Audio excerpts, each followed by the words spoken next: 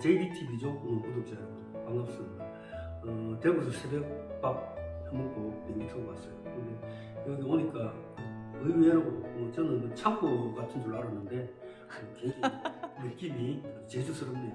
반갑습니다. 정감이 있고 좋죠. 입니다. JBTV 구독자 여러분 반갑습니다. 들어오다 보니까 제가 저번에 왔을 때는 눈보라가 많이 쳤었는데 이번에 맞아요. 오니까 봄이 완연하네요. 그날 입구에 큰 팽나무가 있어서 아직 싹은 안 틔운 것 같은데 곧 봄이 초롱초롱하게 올 것 같습니다. 그리고 들어오는 입구가 굉장히 예뻤고 또 들어와서도 찬 공기가 아니라 따뜻한 공기가 맞아줘서 굉장히 반가웠습니다.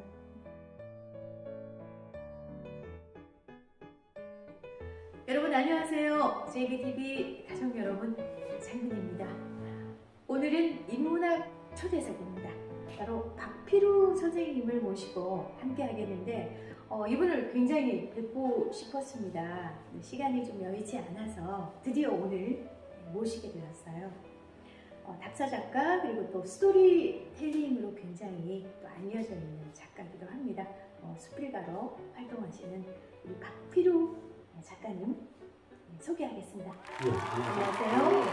우리 구독자 JBTV 구독자님, 우리 장빈 선생님께서 워낙 에너지가 출중하셔가지고 제가 오니까 기가 빨리는 것 같아요. 솔직히 글을 쓰면은 문법이 필요한데 말은 어법이 필요하잖아요. 그래서 제가 어법이 딸릴 것 같아서 걱정이 잘 좀 부탁드리겠습니다. 시를 제가 쓴다고는 한 번도 생각해 본 적이 없었어요. 그래요? 네, 제가 처음에는 직장 생활을 한 직장을 한 10몇 년을 다녔어요. 굉장히 즐기게 오래 다니다가 정말로 내가 과연 이 직장을 그만두면 어떨까? 과연 나한테 내게 어떤 변화가 일어날까? 나는 그게 굉장히 궁금하더라고요.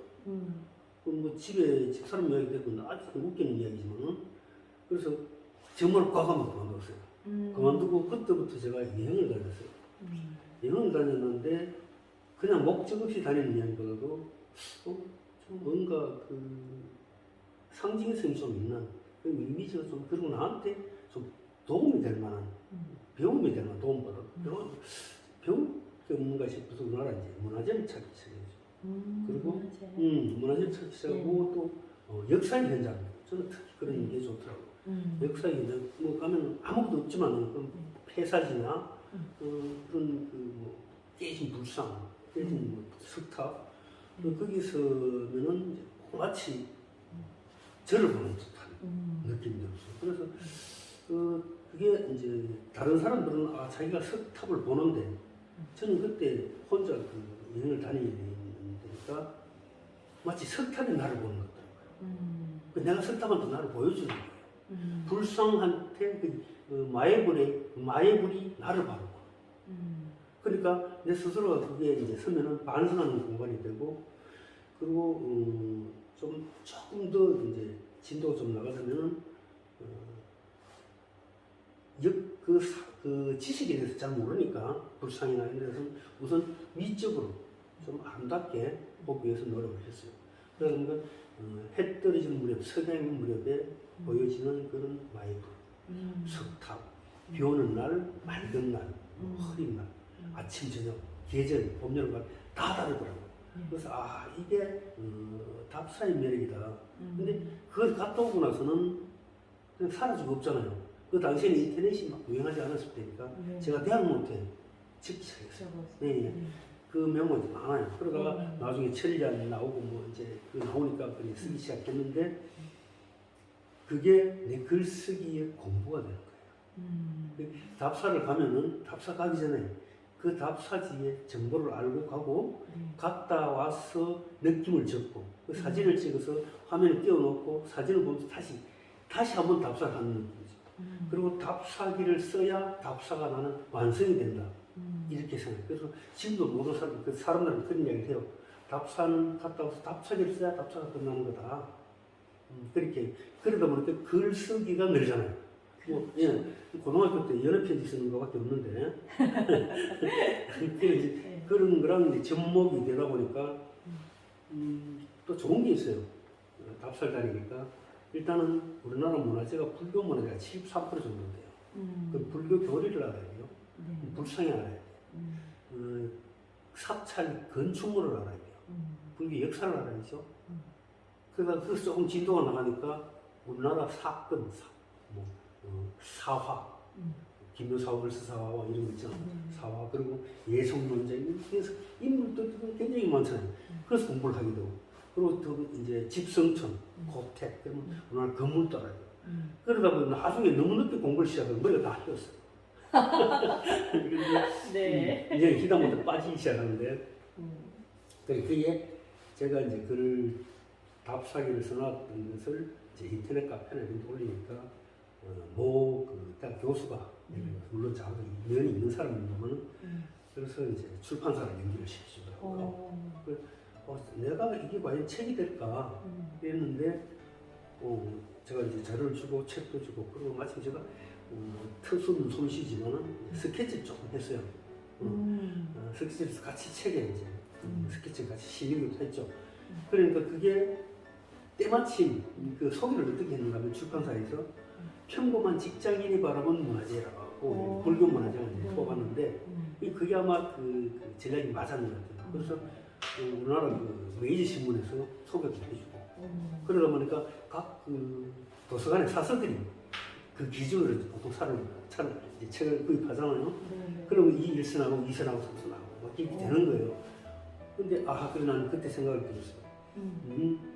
어떤 일이든지 한 우물을 10년 이상 팔면은 무슨 일가를 이룰 수가 있구나. 그래서 제가 이제 답사를 다닌 지가 지금 20년 좀 넘어요. 30년 가까이 되는데, 근데 그게 문제가 뭐냐면은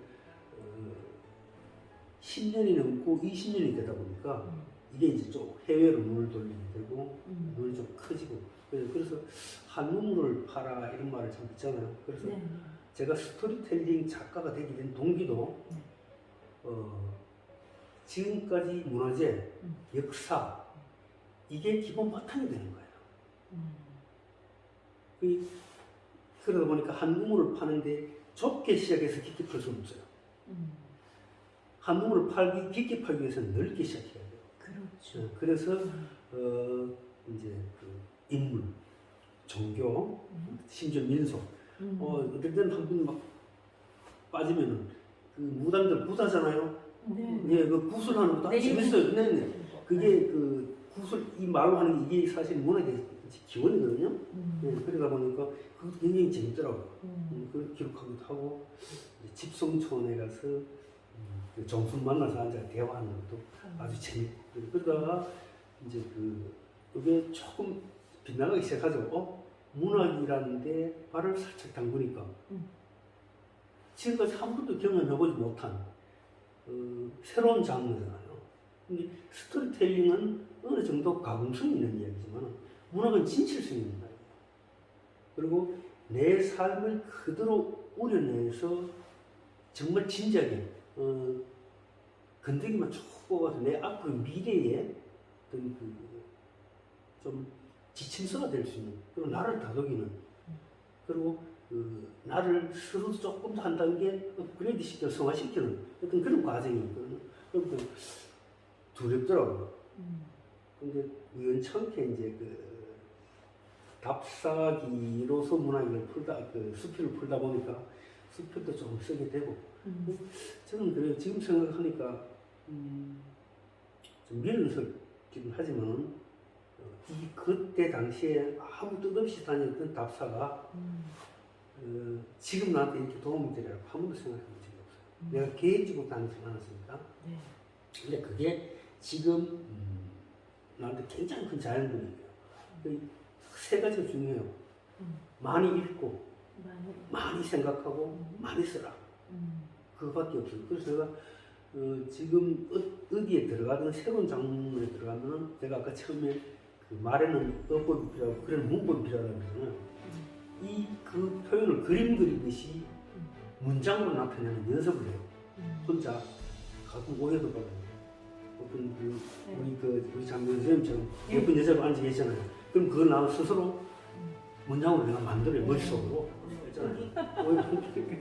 그 사람 위주로 나와. 네네네. 그런 거. 그래서 이제 어떤 사람 보면 저기 약간 좀 모자라나 싶은 이 지하철에서도 나도 모르게 중얼거릴 때가 있어요. 그래서 좀 조심해야 되겠구나 이런 생각을. 근데 그러다 보니 저는 생각이 그래요. 한 그 일이라도 오랫동안 꾸준히 하게 되면은 뭔가 일가를 이룬다. 그렇다고 거기에서 내가 뭔가 얻겠다, 뭔가 도움이 되겠다, 돈을 벌겠다 이러면 절대로 그건 아니에요. 아마 쇼팽하고 그 문장론에도 그런 얘기가 나와요. 세비를 염두에 두고 글을 쓰는 순간 작가는 망한다 이런 말이 있거든요. 그래서 하등에 상관없이 내가 내세 정말 내가 후회하지 않고 열심히 살다 보면은 나도 모르게 뒤를 돌았었을 때는 뭔가 이렇게 남아있는 게 있더라.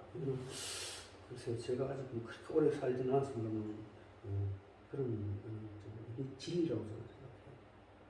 문화재를 여기저기 다니면서 또 전국 곳곳에 그때는 정말 뭐 그냥 좋아서 직장인으로서의 삶을 살면서 취미 삼아 이렇게 했던 것들이 그렇죠. 그것이 이제 나중에 이제 숲길도 같이 연관해가지고 인문학의 깊이까지도 되었다. 이런 우리 제가 책을 처음에 나오고 서점에 깔리니까 선배가 이제 그 책 사서 이런 얘기를 해요. 미쳐서 해냈다 이런 얘기를 하거든요. 미쳤다. 네. 저게 과연 저렇게 나는 돈을 얼마나 들고 시간을 얼마나 투자를 했을까 한 번도 계산해보지 않았는데 정말 계산하니까 하루하루 낮장으로 바닥에 깔은 게 엄청나더라고요. 정말 그래서 한문은 이런 말이 있어요. 불광불급. 미쳐야 미친다. 미치지 않으면 이룰 수 없다 이런 뜻인데 저는 하여튼 그 말을 참 좋아합니다.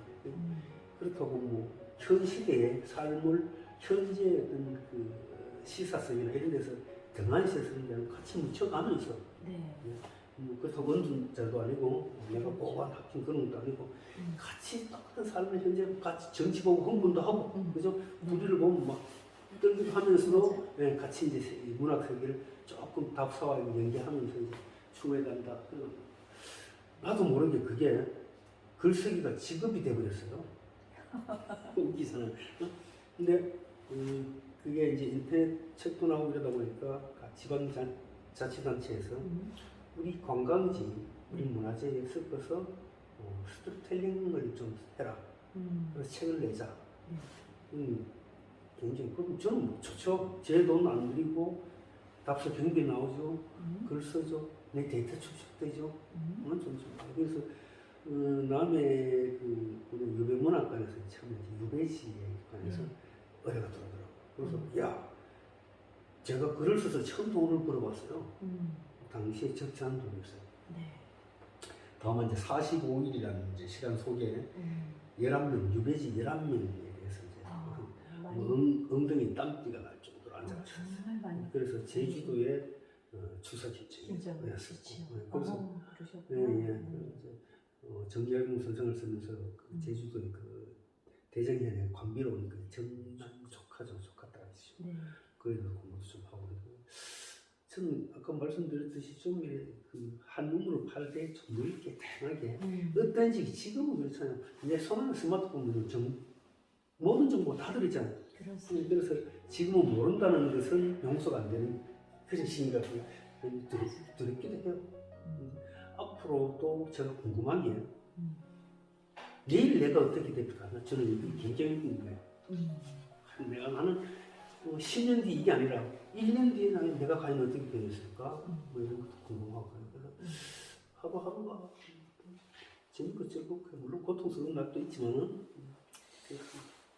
근데 말씀 중에 미쳐야 미친다 그런 얘기 그죠. 그것도 참 미치면 성공하고 지치면 실패한다 그 말이구나.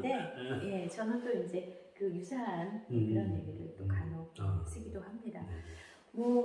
웅변이든 또 실제로 이제 문서화하는 글이든 그리고 또 뭐든지 내가 좋아서 하는 일이다 보니까 그 열정의 강도라는 게 이제 지속성이잖아요. 또 꾸준히 그게 오다 보니 벌써 이제 20년이라는 세월이 흘렀는데 어떤 책이 있죠? 제일 처음에 이제 그 답사 쓰는 게 이제 난전 문살에 넋을 놓다라는 게 서해문집에서 나온 책인데 그때 네. 그 글을 이제 알아봐준 그 출판사 상당히 고맙죠. 네, 그러네요. 네, 그리고 그때 이제 당시에 그 향교, 서원, 집성촌하고 이런 그 궁궐까지 같이 다 줬어요. 궁궐. 그런데 이거는 불교 서적만, 불교 문화재만 다루자 해서 이제 석탑, 불상, 폐사지, 사책 이렇게 내가지고 그러고 나서 남의 군에 아까 말씀드렸듯이 유배지에서 유배객을 만나다. 그러면 그 유배, 남해로 유배왔던 서포 김만중, 그 사위 소재 이명, 그리고 다선 정약용, 정약전, 광역군도, 광역군 제주도 갔었죠. 네. 그래서 덕분에 공부도 많이 했어요. 하게 됐고. 그리고 이제 이후에 아마 제가 활동 영역이 경상도 쪽이다 보니까 경북의 일, 그러니까 뭐 청송의 일, 고택에 대해서 한번 쓰고 청송이 또 파천면하고 이쪽에는 아주 그 성소표 짠충 그쪽에 대해서 슬로시티가 슬로시티 외식어성 거길도 했고 그리고 영덕의 블루로드 64km 정도 한 4번에 걸쳐 걸었어요. 아주 재밌을 것 같아요. 그리고 이제 거기서 걸으면서 만났던 소나무, 야생화, 뭐 바다, 사람들 이렇게 아주 그래서 스토리텔링이라는 게 굉장히 매력적인 것 같아요. 그래서 갑자기 이제 이 스토리텔링이 가는데 나는 이게 험한 말씀드리고 스토리텔링에 대해서 자꾸 도대체 그게 뭐냐? 스토리텔링이 뭐냐? 이게 뭐냐? 간단해요. 우리가 저런 있잖아요. 전어 굽는 냄새에 집 나간 며느리가 들어온다는 말 있잖아요. 그렇죠. 전어의 며느리 이야기를 입히는 거예요. 그게 바로 스토리텔링. 굳이 뭐 전어가 뭐 얼마나 고소하고 맛있고 굳이 아무 소용도 없어요. 전어에다가 며느리를 입히는 순간 이 이야기가 훨씬 더 풍성해지고 다양해지는 거예요. 이제 우리의 말로 며느리는 내년 봄에 다시 집을 나가야 돼요. 그래야 가을 또 돌아오잖아요. 그러니까요. 며느님들은 지금 엄청 좋아하시는데요. 다들 살판 났다고 제발 좀 장기 여행 좀 이제 안 받아줄 수도 있죠.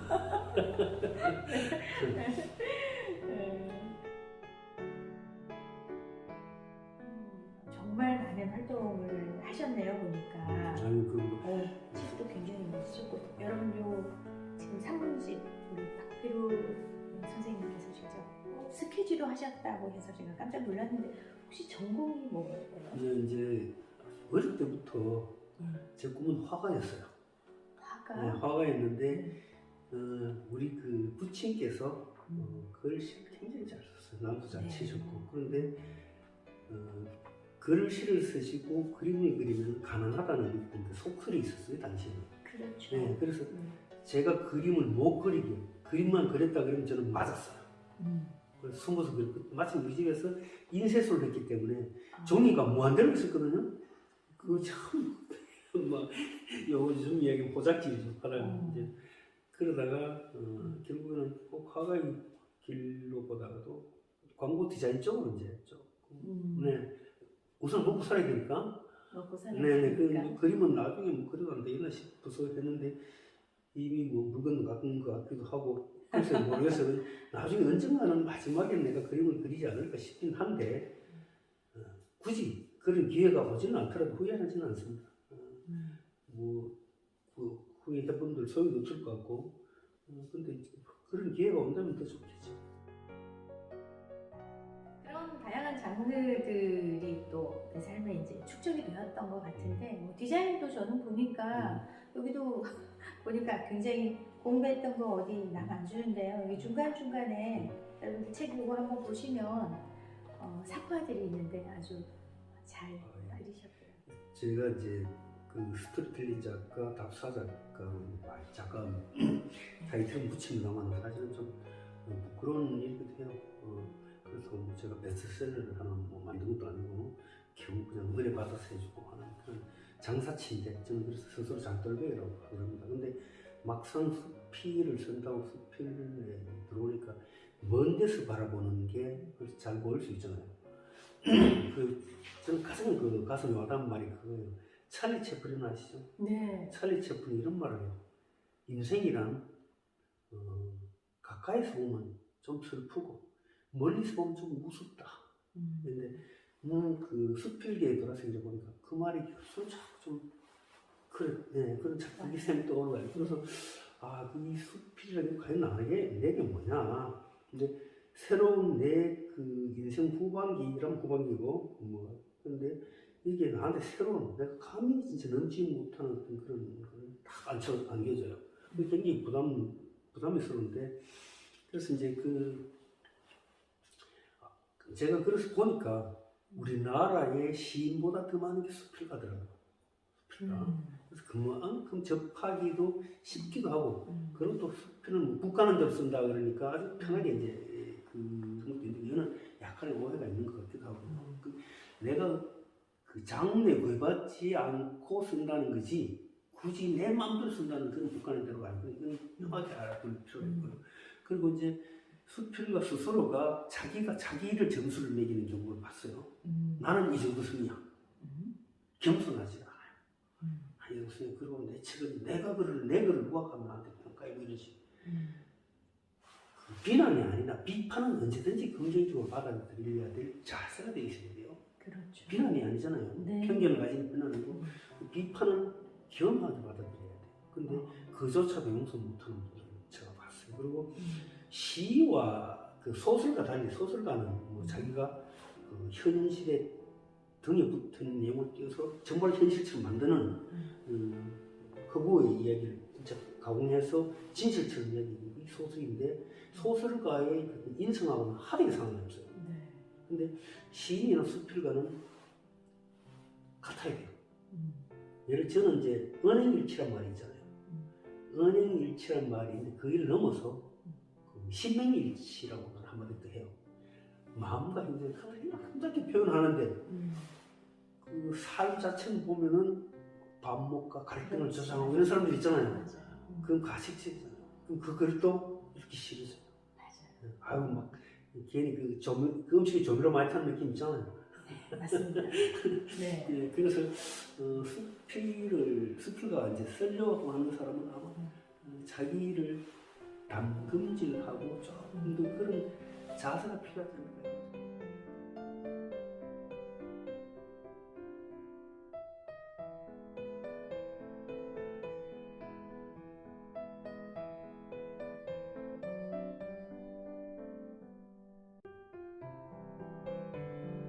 여러분 또 뵙겠습니다. 감사합니다. JBTV 구독, 좋아요. 이 프로그램은 아름다운 도전 빈 에듀컬처와 함께합니다. JBTV 장빈TV